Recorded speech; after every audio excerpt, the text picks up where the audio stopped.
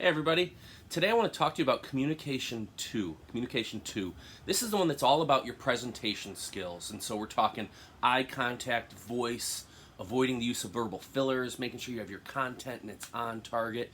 And so I wanted to spend just a little bit of time going over that standard with you today. And so usually when we're in person, I give a presentation and then talk about what I'm doing. And so today I'm going to modify it just a little bit for this virtual world. And so, sometimes you'll hear your eyes are the window to your soul. And that's actually a cheesy saying, but it's true.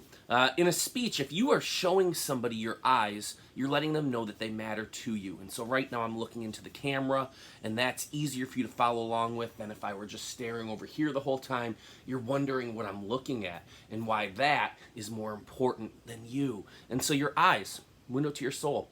When you're giving a speech, it's important that you make sure you include everybody. And so we want to talk about if you're presenting virtually, it's a little bit different than if you're presenting in person. Virtually, look at the screen like I'm doing right now. And so what I've done is I've found the camera and I'm staring into it. If I had notes, I would be able to look at my notes, but then I also am looking back at you just so that you know you're important to me.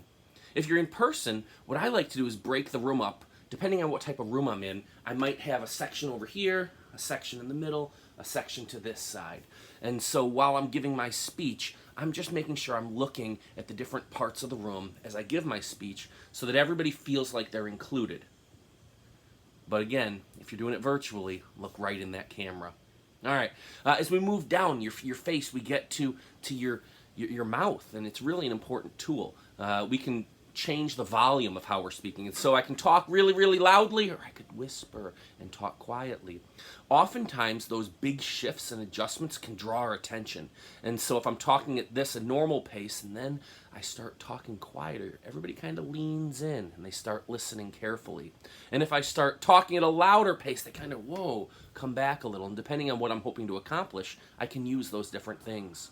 I also can change the pitch. I can go up when I get excited, and I can get a little bit lower pitch if I'm getting serious. And so I play with those things. Next, we're going to talk about my pace. Again, when I'm getting excited, I talk really quickly, and I can go faster and faster and faster as I'm going point to point to point to point. And this oftentimes happens in stories as you're building that excitement.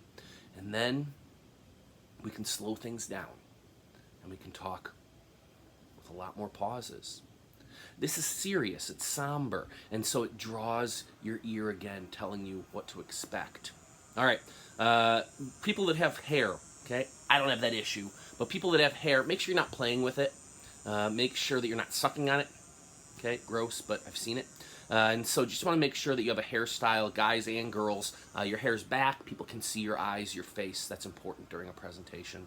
All right, next we talk about, if we're standing. And so I'm going to move back here. So if I'm standing, I want to make sure I'm standing up tall. It doesn't have to be like a soldier, but I don't want to be hunched over. I want to make it look like I want to be here.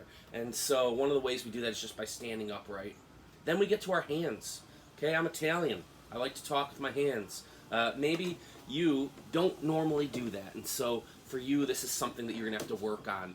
Now, for this speech, you might have to have a visual aid. And so if you have a visual aid, you want to make sure that you're holding it in such a way that you're not moving it, shaking it, and you're holding it out so that the people watching can see it, as opposed to holding it to you so that you see it and then they don't see your eyes or the visual aid. And so that's something you're going to want to work on as well.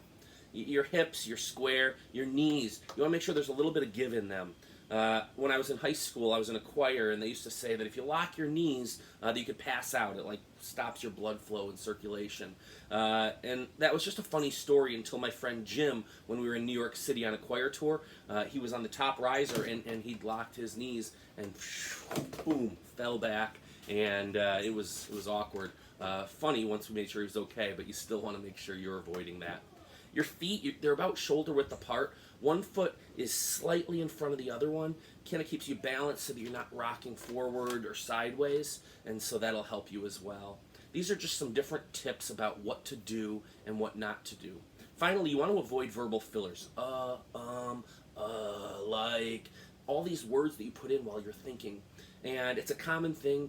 Some people do it more than others, but during a speech, you really want to try to eliminate your verbal fillers so that people know you know what you're talking about. Sometimes you have notes, sometimes you don't. Either way, work to avoid your verbal fillers. I hope all of this helped to kind of go over what we're going to be looking for in Communication 2. Hope you guys have a great day. Excited to hear your speeches.